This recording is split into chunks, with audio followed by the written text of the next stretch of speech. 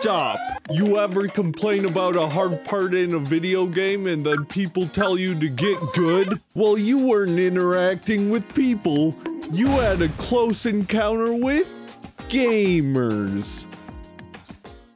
I mean, there's not really anything I can do for you. I just kind of feel bad and I wanted you to know that. In 2021, I didn't play a lot of video games because they are bad.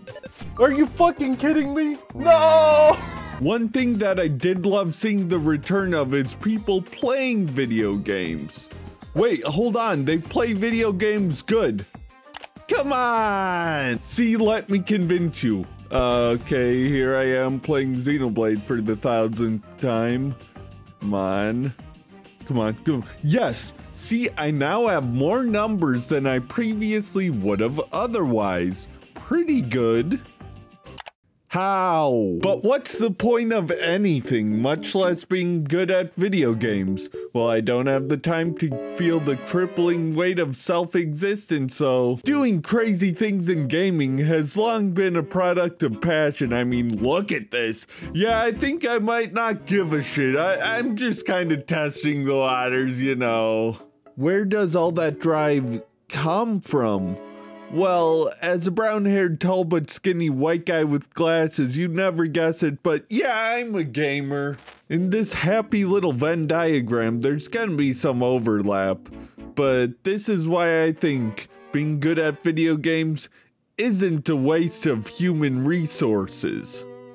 Although being a gamer isn't looking at this Venn diagram, yeah, you're kind of fucked. First off, sometimes being good is just necessary to play the game you like.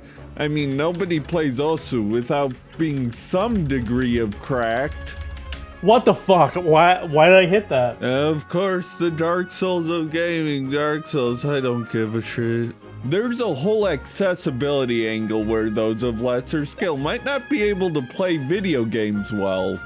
I mean, I know games should have ways to accommodate people of all disabilities. However, I have yet to hear a convincing argument that the core of a game, which might be difficulty, should be compromised because not everyone may be able to experience the game. The difficulty is the experience. Maybe it's just not for you if you can't handle that frustration. For other people, it's a motivator and a draw.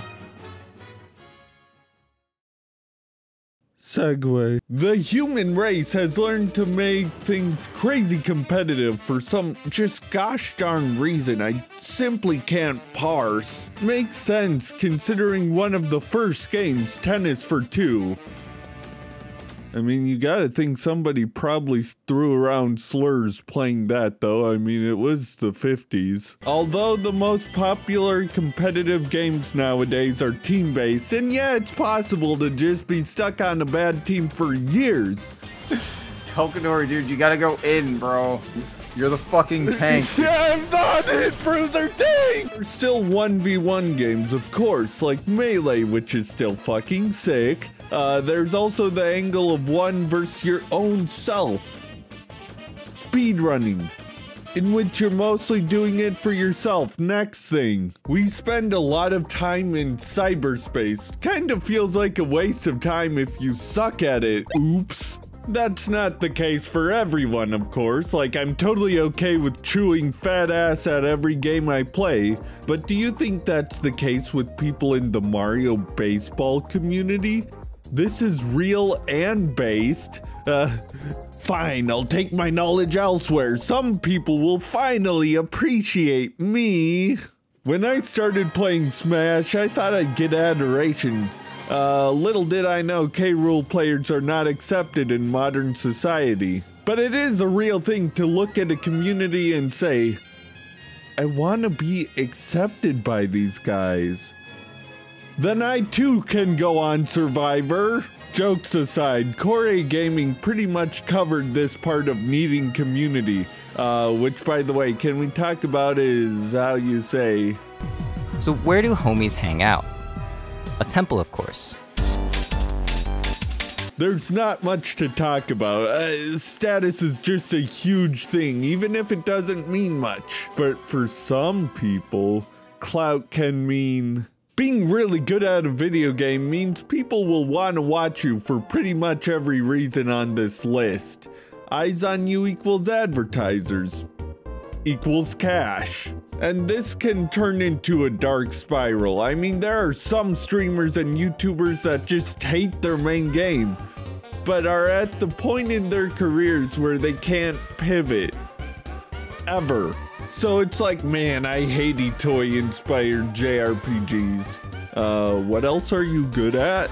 Welcome to Durfbound. This time we have a mod where I think it sucks that video game skill is as monetized as much as it is. It can affect a lot of vulnerable people. There are success stories for sure. And in fact, mkleo is a gamer from Mexico, and as the esports thing was really taking off in Smash, he wanted to become good at it to support his mother and family. The only issue is there's not a lot of money in Smash, so he couldn't just become a champion, he had to be the best. Oh man, oh shit, I'm getting my ass kicked. Persona. Since May 2019 and almost 30 tournaments later, he has never placed below second at a single offline Smash Ultimate tourney. He is the best. And it's not even close. This one was bullshit, by the way. No! Gaming is something people sink a ton of money into, and sometimes that money can just be used for good. House of Caravan Speedrunner Critical, when his channel was exclusively about gaming, donated 100% of ad revenue to charity. And speaking of speedrunners, Games Done Quick does a lot of good.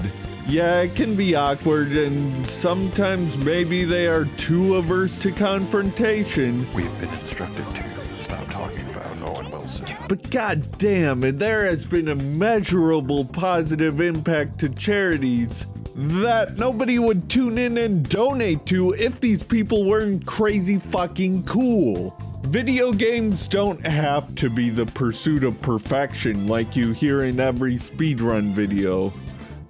Maybe sometimes they shouldn't be, but I'd argue they don't suck ass, and maybe 2 hours a day is just a little too little, Mom. Thanks for watching.